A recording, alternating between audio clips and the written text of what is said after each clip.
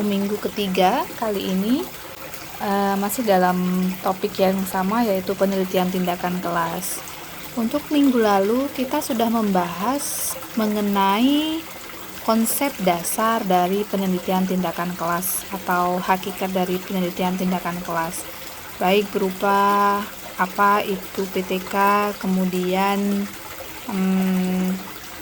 karakteristik dari PTK, ada lagi perbedaan PTK dengan jenis penelitian lainnya atau penelitian kelas lainnya, kemudian juga mengapa perlu kita mengadakan yang namanya penelitian tindakan kelas dan lain sebagainya.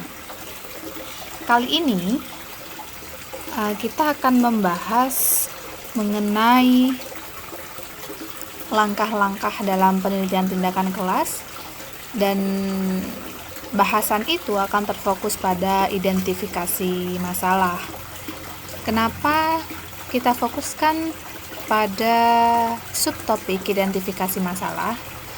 Karena awal mula adanya penelitian tindakan kelas itu karena adanya masalah. Selain itu, sebelum kita masuk dalam siklus yang pertama, yaitu tahap perencanaan, maka sebelum kita merencanakan perlu adanya identifikasi masalah apa saja yang kita temukan dalam proses belajar dan pembelajaran.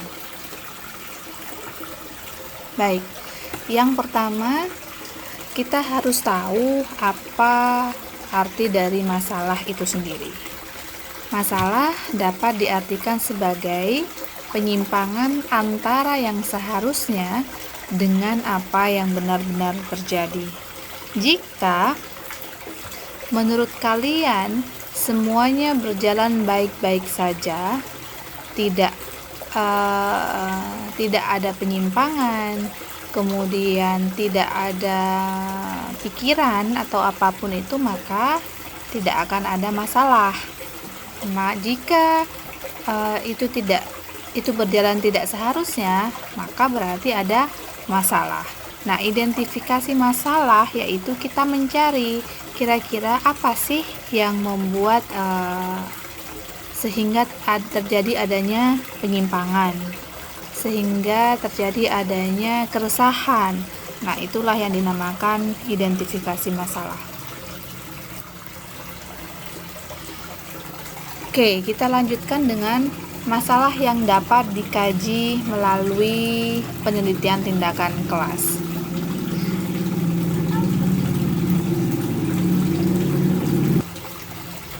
Baik, masalah yang dapat dikaji melalui PTK. Jadi walaupun saya di awal tadi sudah menjelaskan apa itu masalah, yaitu berupa penyimpangan atau yang lainnya, bukan berarti semua masalah itu bisa dikaji melalui penelitian tindakan kelas ya. Jadi masalah percintaan atau masalah pertemanan, persahabatan atau apapun itu, atau masalah kalian tidak punya uang, itu tidak bisa dikaji dalam penelitian tindakan kelas. Kemudian masalah apa saja yang bisa dikaji dalam PTK? Nah, inilah setidaknya maksud saya ada 6 kriteria yang setidaknya harus dipenuhi agar sebuah masalah dapat diangkat untuk masalah PTK. Oke, diingat ya. Jadi ada beberapa kriteria. Nah, kriteria apa saja? Yang pertama, masalah itu berasal dari kelas. Kalau masalah itu berasal dari hati kamu, itu berarti bukan masalah yang dapat dikaji melalui PTK. Kemudian yang kedua, tidak terlalu luas dan tidak terlalu sempit. Oke. Kemudian yang ketiga, dilandasi dengan data otentik. Jadi misalnya kamu angkat masalah siswa menghafal surat-surat pendek tetapi nilainya jelek-jelek atau nilainya tidak kunjung bagus atau apapun itu. Nah, itu data otentiknya apa? Ya, data siswa, data nilai siswa, seperti itu ya. Kemudian yang keempat, ditemukan penyebabnya. Nah, setelah kalian tahu masalahnya apa, sebabnya apa ya kira-kira ya, kenapa ya kok bisa mereka itu dapat nilai jelek terus atau apapun itulah. Kemudian yang kelima, ada kemungkinan untuk diselesaikan melalui tindakan kelas. Jadi kalian setelah punya masalah dipikirkan lagi, kira-kira ada nggak ya cara untuk meningkatkan prestasi atau nilai siswa dalam segi menghafal surat-surat pendek. Oh, ada, dengan cara metode ini misalnya ya. Nah, itu berarti ada kemungkinan kan? Nah, itu bisa dikaji melalui PTK. Kemudian yang keenam yaitu penting untuk segera diselesaikan.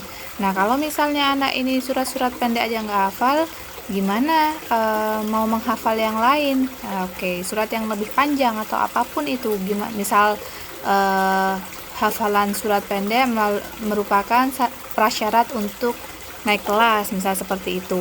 Nah, berarti kan harus segera diselesaikan dan penting untuk segera diselesaikan.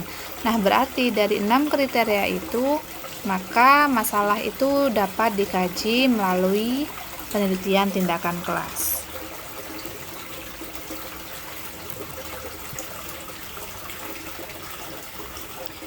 Kemudian saya kemukakan beberapa contoh permasalahan pembelajaran yang dapat dikaji dalam PTK.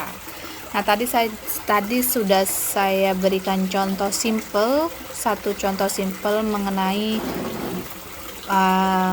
prestasi siswa dalam hal menghafal surat pendek misalnya ya. Nah, apa saja yang permasalahan yang mungkin dapat dikaji dalam PTK ya? Yang pertama, metode pembelajaran. Oh, mungkin metode pembelajaran dalam hal menghafal surat pendek itu yang selama ini dilaksanakan itu kurang cocok. Nah, kira-kira metode apa yang akan ditawarkan lagi? Kemudian motivasi belajar peserta didik. Oh, mungkin motivasinya kurang karena apa? Nah, kira-kira dengan cara apa kita meningkatkan motivasi? Mungkin dengan cara memberikan reward lebih. Nah, itu bisa.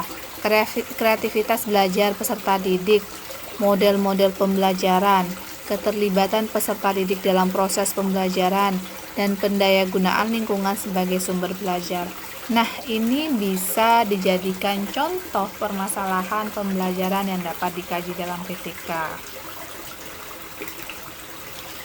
Yang kedua, yaitu merasakan adanya masalah penelitian tindakan kelas. Jadi dari seorang guru sudah mulai merasa nih, oh nilai-nilainya kok jelek-jelek terus ya.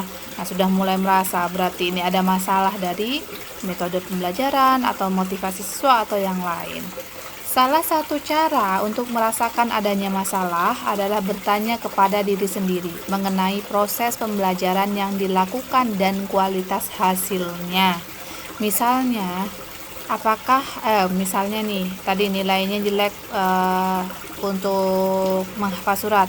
Nah, itu tanya lagi, apakah proses pembelajaran yang dilakukan sudah efektif ya kira-kira ya, sudah benar-benar sesuai prosedur atau yang lain? Apakah sumber belajar dan daya dukung sudah memadai? Apakah perolehan sumber belajar cukup tinggi dan lain-lain? Nah, itu adalah seperti introspeksi diri ya. Jadi bertanya kepada diri sendiri, kira-kira apakah ini, apakah itu. Nah, itu merasakan adanya masalah dalam penelitian tindakan kelas. Selanjutnya yaitu si Hopkins. Jadi ada ya expert atau ahli yang namanya Hopkins mengungkapkan pertanyaan-pertanyaan untuk menolong mencari fokus permasalahan. Jadi kalau susah mau tanya gimana ya Bu ya, saya nggak bisa bertanya kepada diri sendiri. Biasanya saya cuma melamun aja Bu, kira-kira ini itu bagaimana. Nah, ini saya